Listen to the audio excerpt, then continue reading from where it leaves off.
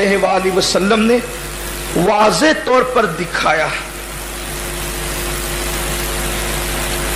ام المومنین سیدتنا ام سلمہ رضی اللہ تعالی عنہ فرماتی ہیں کہ ایک مرتبہ میرے پاس ایک عورت آئی اور اس نے کسی کی غیبت کرنا شروع کیا تو ہم ہنس ہنس کر ایک دوسرے یعنی اس کی غیبت سنتے رہے.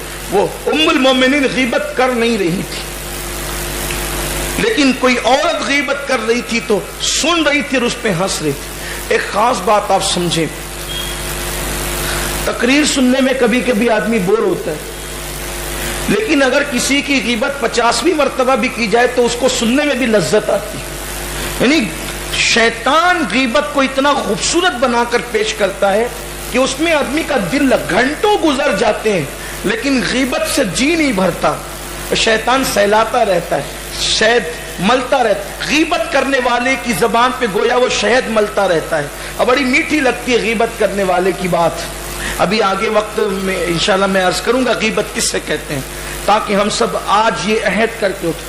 اگر اپنے آپ سے محبت کرنا ہے تو اگر اپنے آپ سے محبت ہے تو غیبت سے بچ جائیں.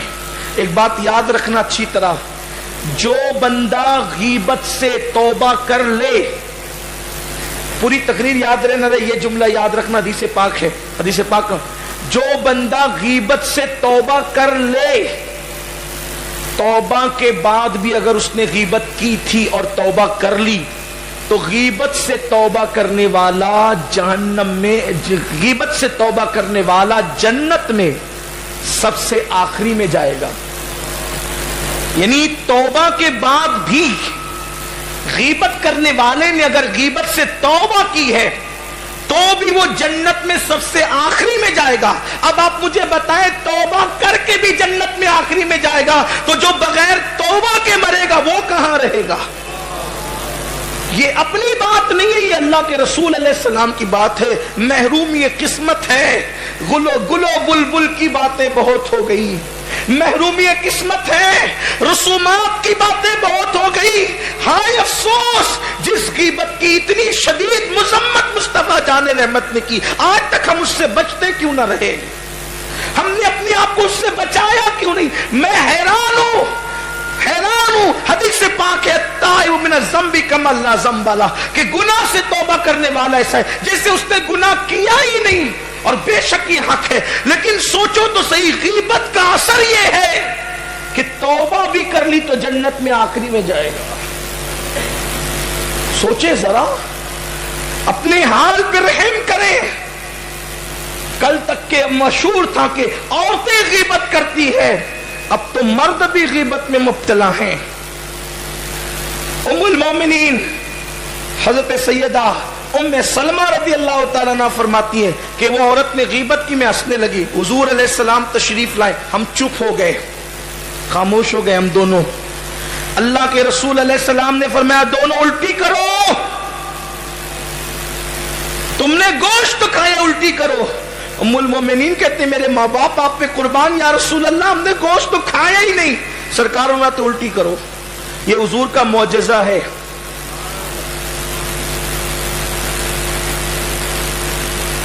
بڑے کے گوشت سے پرہیز کرنے والوں, غیبت کر کے اپنے مردار بھائی کے گوشت کو کیوں کھاتے ہو؟ بڑا تقوی جھاڑتے ہم, یہاں کا نہیں کھاتے وہاں کا نہیں کھاتے. ذرا اپنے مردار بھائی کا گوشت کھانے سے بھی بچو.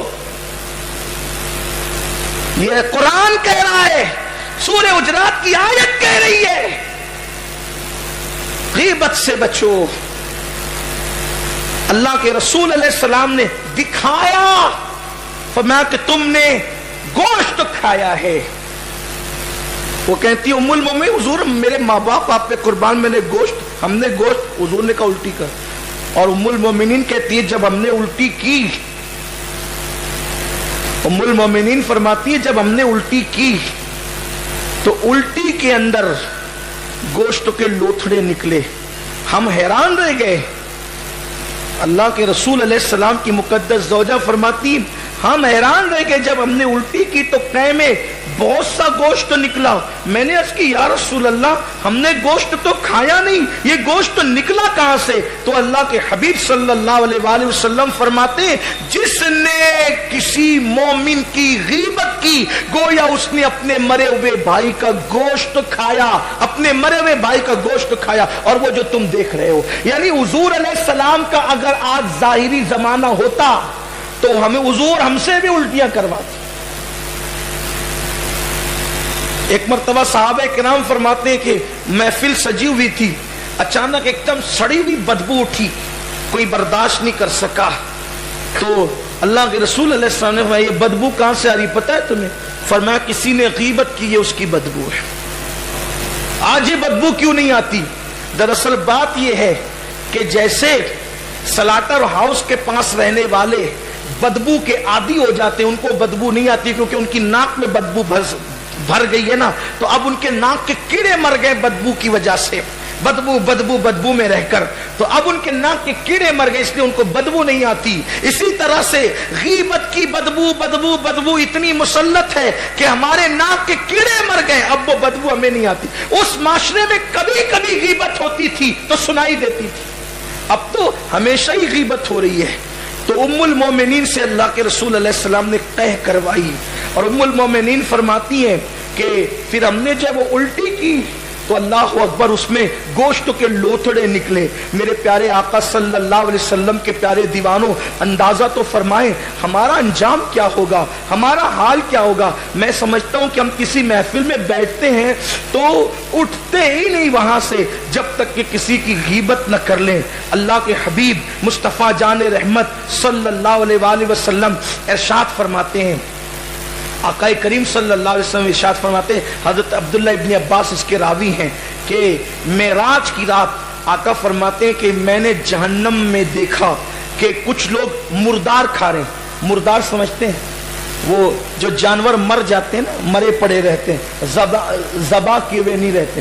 اچھا جانور ذبح کیا ہوا بھی ہو تو اس میں نمک مرچ مسالہ لگا کے اچھے سے گلا کے پکائیں گے نہیں تب تک ہم کھا بھی نہیں سکتے, ہے نا. اور اگر اس کو اگر اچھے سے دھویا بھی نہیں گیا ہو, اگر خون کا اثر ہو تو کتنا خراب لگتا ہے نا, آدمی اچھا کھانا چھوڑ دیتا ہے, مرچ گلا بھی نہیں ہو تو بھی چھوڑ دیتا ہے. لیکن اللہ اکبر کچا مردار, وہ سڑا ہوا مردار, حضور فرماتے ہیں وہ لوگ مردار کھا رہے تھے.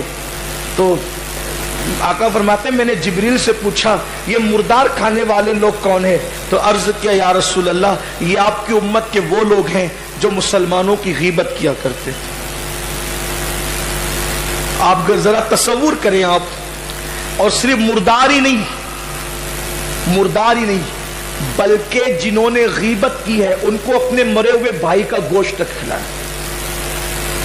تھوڑی دیر تصور تو کریں مرے, اور یہ حضور کا فرمان ہے, اللہ کے رسول علیہ السلام کا فرمان ہے. اللہ اکبر, مرے ہوئے بھائی کا گوشت ہم کیسے کھا سکیں گے؟ وہ اپنے اندر طاقت کہاں سے لائیں گے مرے ہوئے بھائی کا گوشت کھانے کا؟ کیوں غیبت کرتے ہیں؟